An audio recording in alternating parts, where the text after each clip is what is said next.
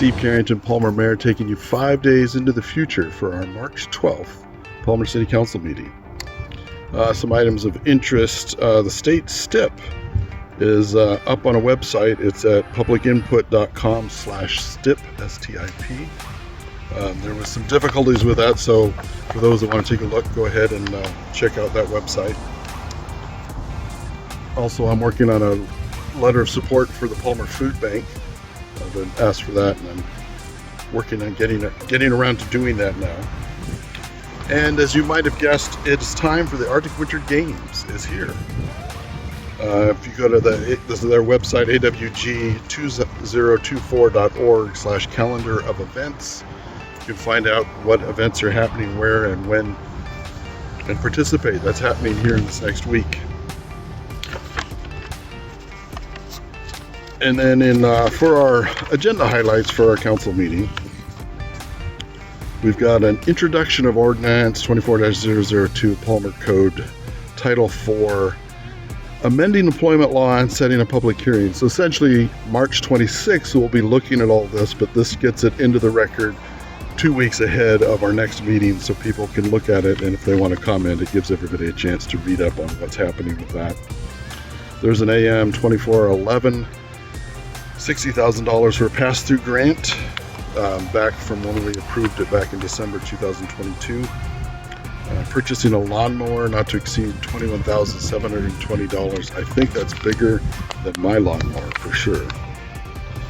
And also $21,000 for professional services contract for structural evaluation of the Palmer Public Library. We're basically hiring an engineering firm to confirm what the status of our existing mechanical work, etc., is happening there at our presently not in use library. And of course the minutes from the February 27th meeting. We've also got a mobile crisis team presentation. They're coming. The mobile crisis team has started working in Wasilla, but they're going to be working now in Palmer. And they're coming to do a presentation to kind of show what kind of things they are working on. Basically, they're trying to set up having protocols involved for working with behavioral health issues. So when police or other emergency services people are going out into the public, they're trying to make sure they have professionals that can help, whether it's for mental illness or for social work, or working with kids, etc. So that should be a good presentation.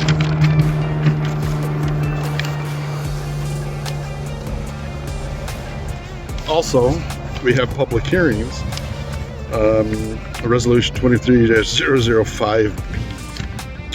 Notice, yeah, I did say 23. That's amending the 2023 budget. Basically, somewhere about this time of the year, we come through and go through all the books, and this is the finance director showing us what the books really are going to state for the end of 2023. And the resolution 24-016, a new position for on-call evidence and records custodian at the Palmer Police.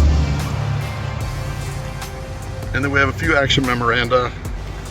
Council grants 49th State Street street routers for $1,500.